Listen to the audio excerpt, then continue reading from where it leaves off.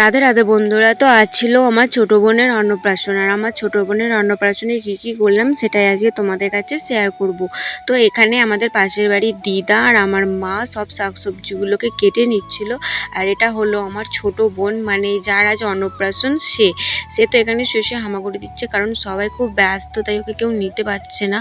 আর এটা হলো আমার বড় বোন, মানে যার অন্নপ্রাশন তার দিদি, সে এখানে তো শুধু শুকনো কুলগুলো খাচ্ছে। আর এদিকে আমার বোনকে কেউ নেয়নি বলে আমার বোন তো গুই গুই করতে করতে একদমই শুয়ে পড়লো। তারপর আমাকে সবাই বললো পেঁয়াজ ছাড়িয়ে দিতে, তাই আমিও পেঁয়াজ ছাড়াতে বসে পড়েছিলাম।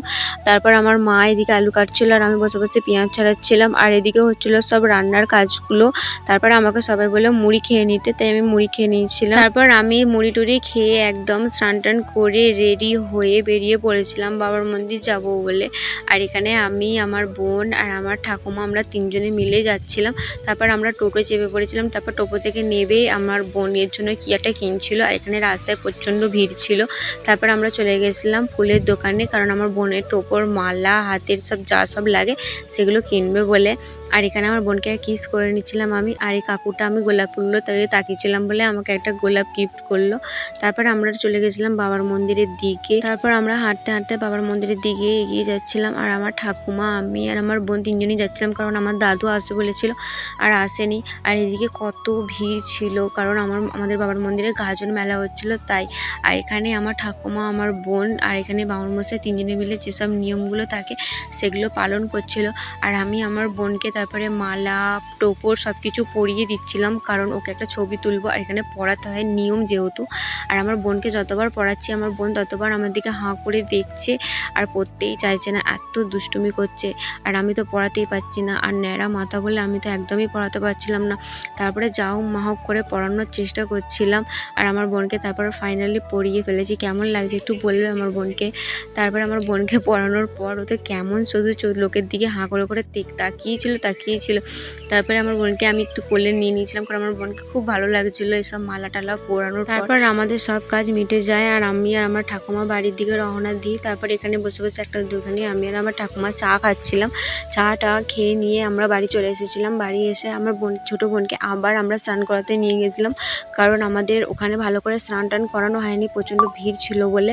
আর বাচ্চা মেয়ে বলে আমরা কোনো রিস্ক নিয়ে চলে এসেছিলাম বাড়ি। আর তারপরে এখানে আমাদের বাড়ির পাশের পুকুরে সব নিয়ম পালন করে আবার ভালো করে স্নান করানো হচ্ছিল। তারপরে আমরা সোজা বাড়ি চলে এসেছিলাম। বাড়িতে এসে আমার বোনকে যেগুলো খাওয়ানো হবে সেগুলো ভালো করে ফুল দিয়ে সাজিয়ে নিচ্ছিলাম। আর এখানে আমার মা, ঠাকুমা, বড় মা, মামা, দাদু, মামা সবাই মিলে বসেছিল, কারণ আমার বোনকে এবার খাওয়ানো হবে। তারপরে ফাইনালি আমার বোনকে ওর মামা খাওয়াতে স্টার্ট করে দিয়েছিলো আর সব কিছু একটা একটা করে নিয়ে খাওয়াচ্ছিল ওকে। আর আমার বোন তো কি সুন্দর খেয়েই যাচ্ছিলো।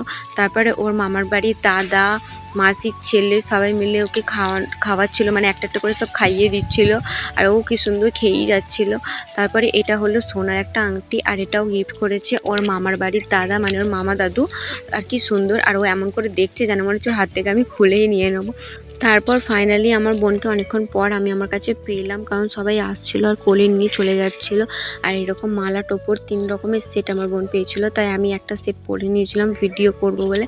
আর এদিকে খাওয়ান দাওয়ান প্রায় শেষের দিকে, সবারই খাওয়া হয়ে গেছিলো, আমিও খেয়েই নিয়েছিলাম। তারপর আমার দিদি, মানে আমার পিসি বড় মেয়ে ভিডিও কল করেছিল, তাই ওকে একটু ভিডিওতে নিয়ে নিলাম। দিদি আমি বললো ব্লগ করছিস, আমি বললাম হ্যাঁ ব্লগ করছি। তারপরে আমার আর ভালো লাগছিল না, ঘুম পাচ্ছিল, তাই আমি ভিডিওটা টাটা বলে এখানেই শেষ করে দিচ্ছিলাম। আর আমার ভিডিওটা যদি ভালো লাগে তাহলে লাইক, কমেন্ট, শেয়ার করে দেবেন। রাধে রাধে।